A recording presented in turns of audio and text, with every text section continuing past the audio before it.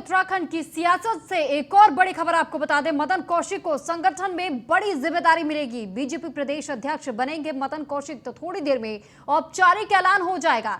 बंशीधर भगत को मंत्रिमंडल में शामिल किया जा सकता है और ये बड़ी जानकारी इस वक्त आपको बता रहे हैं। उत्तराखंड की सियासत से जुड़ी ये बड़ी खबर, और ऐसे में कहा जा रहा है कि मदन कौशिक को संगठन में बड़ी जिम्मेदारी मिल सकती है। तो बीजेपी प्रदेश अध्यक्ष बनेंगे मदन कौशिक। तो बीजेपी प्रदेश अध्यक्ष के तौर पर नई जिम्मेदारी संभालेंगे मदन कौशिक और संगठन में बड़ी जिम्मेदारी मानी जा रही। तो थोड़ी देर में ही औपचारिक तरह से इसका ऐलान किया जा सकता है और औपचारिक ऐलान होने में कुछ ही समय बाकी रह गया है। बंशीधर भगत को मंत्रिमंडल में शामिल किया जा सकता है। तो मदन कौशिक को बड़ी जिम्मेदारी मिलते हुई और अब जो अटकलें लगाई जा रही थी लगातार कि किन किन लोगों के नामों का खुलासा हो सकता है, किन किन लोगों को नई जिम्मेदारियां मिल सकती है, तो ऐसे में एक एक करके वो नाम भी सामने आने लगे हैं और बंशीधर भगत को मंत्रिमंडल में शामिल किया जा सकता है और वहीं मदन कौशिक को नई जिम्मेदारी मिलेगी और थोड़ी देर में औपचारिक रूप से भी इसका ऐलान कर दिया जाएगा। तो बंशीधर भगत को मंत्रिमंडल में शामिल किया जाना है। उत्तराखंड की जो सियासी उठापटक जो लगातार देखी जा रही थी, जब पूर्व सीएम त्रिवेंद्र सिंह रावत 4 साल का कार्यकाल पूरा करने के बाद चौथे साल में जैसे उन्होंने खत्म किया, उसके बाद ही ये अटकलें लगाई गई कि सीएम बदल सकते हैं और फिर उत्तराखंड को नए सीएम मिले तीरथ सिंह रावत।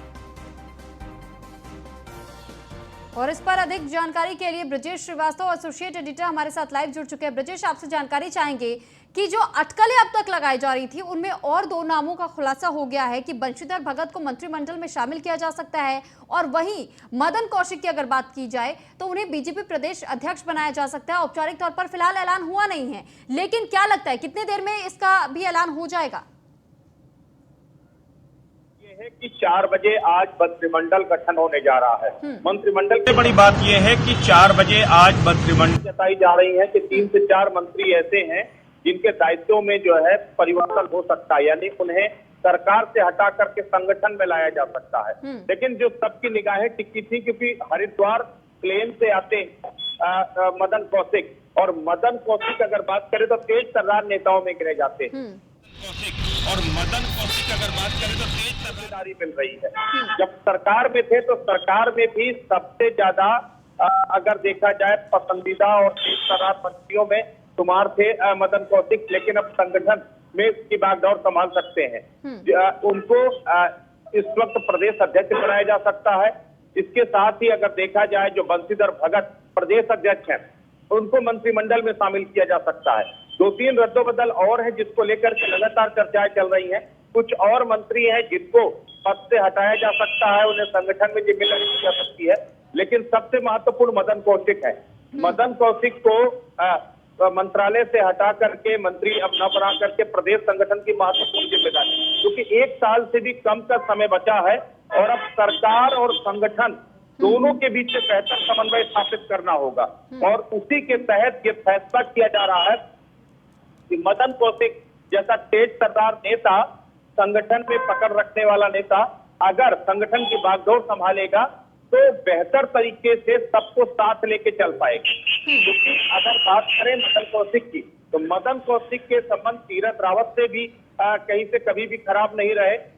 निशंक के भी वो करीबी माने जाते हैं और साथ ही त्रिवेंद्र सरकार में मंत्री रहे और सबसे पावरफुल मंत्री में शुमार किए जाते रहे। तो ये जो उनकी काबिलियत है, ये काबिलियत उनकी कहीं ना कहीं जो है ये संगठन में काम आएगी। इसलिए अब मदन कौशिक को अब जो है संगठन पे लाने की तैयारी हो रही है। लेकिन इसके साथ ही कुछ और महत्वपूर्ण बदलाव भी, स्पीकर प्रेमचंद अग्रवाल को भी मंत्रिमंडल में शामिल किया जा सकता है। स्पीकर प्रेमचंद अग्रवाल भी बहुत दिनों से इस जद्दोजहद में थे कि उनको मंत्रिमंडल में शामिल किया जाए। उनकी वो अभिलाषा पूरी हो सकती है। प्रेमचंद अग्रवाल को स्पीकर से हटा करके जो है मंत्रालय दिया जा सकता है और मुन्ना सिंह चौहान को मंत्रालय माफ कीजिएगा स्पीकर बनाया जा सकता है, या विशन सिंह चुफाल को स्पीकर बनाया जा सकता है। तो इस तरीके से सरकार और संगठन के बीच में समन्वय स्थापित करने की कोशिश की जा रही है और हर एक उस व्यक्ति को जो पिछली सरकार में असंतुष्ट था या उसको प्रॉपर वो तवज्जो नहीं मिली, उसको इस सरकार में न सिर्फ महत्वपूर्ण दायित्व दिए जा रहे हैं बल्कि ये भी कोशिश की जा रही है। ठीक, कि लेकिन ब्रजेश असंतुष्टों को जैसे खुश बताया किया जा रहा सके। था कि पूर्व कैबिनेट मंत्री मदन कौशिक भी एक बार वो दिल्ली पहले से ही रुख कर चुके हैं। वहां पर भी उन्होंने लगातार ये अपनी सिफारिश लगाई थी कि उन्हें नई जिम्मेदारी इस मंत्रिमंडल के तहत सौंपी जा सके। तो क्या जो दिल्ली परिक्रमा वो कर करके आए हैं, तो दिल्ली परिक्रमा के बाद से उन्हें ये नई जिम्मेदारी सौंपी गई है? देखिए, सबसे बड़ी बात यह है कि कल चूंकि बीजेपी के राष्ट्रीय अध्यक्ष जेपी नड्डा के साथ मदन कौशिक की मुलाकात हुई थी, उस मुलाकात को दूसरे मायने में देखा गया कि क्या वो सरकार में अपनी लॉबिंग करने के लिए वहां पर गए हैं। लेकिन मुझे लगता है कि मदन कौशिक की जेपी नड्डा के साथ जो महत्वपूर्ण बातचीत हुई, उस वक्त केंद्रीय नेतृत्व ने उनको बताया कि सरकार से ज्यादा आपकी जरूरत संगठन को है, क्योंकि उत्तराखंड में संगठन को धार देने के लिए एक तेज तर्रार एक नेतृत्व की जरूरत है और उसमें आप पूरी तरीके से फिट बैठते हैं। तो यही वजह है कि मदन कौशिक को ये जिम्मेदारी दी जा रही है। और मुझे लगता है कि आप कैबिनेट मंत्री और अगर एक प्रदेश के आप मुखिया हैं, तो आपको जो है आपके मतलब जो रसूख में या पोस्ट में कहीं से कोई कमी नहीं आ रही, बल्कि संगठन के सबसे महत्वपूर्ण चेहरे के तौर पर मदन कौशिक को अगर जगह दी जा रही है, तो ये अपने आप में बेहद अहम है और बेहद प्रभावशाली भी है, क्योंकि चुनाव से ठीक पहले प्रदेश अध्यक्ष बनाया जाना ये अपने आप में बताता है कि संगठन का विश्वास मदन कौशिक पर है। तो अब ऐलान बाकी है, अधिकृत तौर पर ऐलान कुछ घंटों के अंदर हो जाएगा। मुझे लगता है इसका ऐलान दिल्ली से ही किया जाएगा कि अब मदन कौशिक को एक नई जिम्मेदारी दी जा रही है। और ये भी हो सकता है कि जब चूंकि कैबिनेट का ऐलान हो जाए और अगर बंशीधर भगत को कैबिनेट में शामिल कर लिया जाएगा, तो ऑटोमेटिकली बीजेपी में एक व्यक्ति एक पद की बात की जाती है। ऐसे में अगर बंशीधर भगत मंत्रालय उनको मिल जाता है, मंत्रिमंडल में शामिल हो जाते हैं, तो अपने आप प्रदेश अध्यक्ष बनने का रास्ता साफ हो जाएगा। चलिए ठीक, ब्रजेश आप हमारे साथ बने रहिएगा, आपके पास लौटेंगे, आपसे और भी खबरों पर अपडेट लेंगे। लेकिन फिलहाल इस वक्त की देहरादून से बड़ी खबर आपको बता दें कि आज शाम 5 बजे मंत्रियों का शपथ ग्रहण होगा। तो शाम 4 बजे होना था, लेकिन अब समय जो है वो 5 बजे का बताया जा रहा है। समय 5 बजे कर दिया गया है। शाम 5 बजे के करीबन मंत्रियों का शपथ ग्रहण होगा। तो राज्यपाल बेबी रानी मौर्य दिलाएंगी शपथ, तो मंत्रियों को शपथ दिलाने का काम करेंगी। और ऐसे में राज्यपाल बेबी रानी मौर्य को ये बड़ी जिम्मेदारी, क्योंकि वो शपथ दिलवाने का काम करेंगे, राजभवन में ही होगा मंत्रियों का शपथ ग्रहण। और आज शाम 4 बजे जो पहले होना था, अब ये कहा जा रहा है कि शपथ ग्रहण समारोह की पुष्टि कर दी गई है कि शाम 5 बजे ये पूरा समारोह आयोजित होगा, जिसमें शपथ दिलवाने का काम किया जाएगा।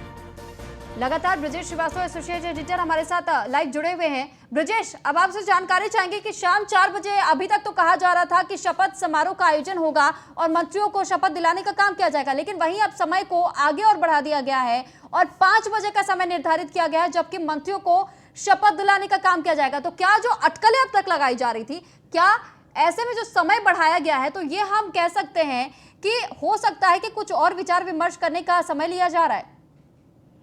देखिए सुरभि, सबसे बड़ी बात यह है, जब तक कोई शपथ ले न ले तब तक ये तय मानिए कि कुछ भी निश्चित नहीं है। और सबसे बड़ी बात यह है कि महज 12 लोगों, मुख्यमंत्री सहित 12 लोग मंत्रिमंडल में शामिल होंगे और आप 56 लोगों की उम्मीदों को कैसे परवान चढ़ा सकते हैं, कैसे सबकी उम्मीदें पूरी कर सकते हैं? तो दबाव तो है, संगठन में दबाव। और सबसे बड़ी बात यह है कि अब पार्टी किसी भी तरीके का कोई जोखिम मोल नहीं लेना चाहती, कोई गुटबाजी नहीं चाहती है, किसी भी तरीके से नाराजगी नहीं चाहती है।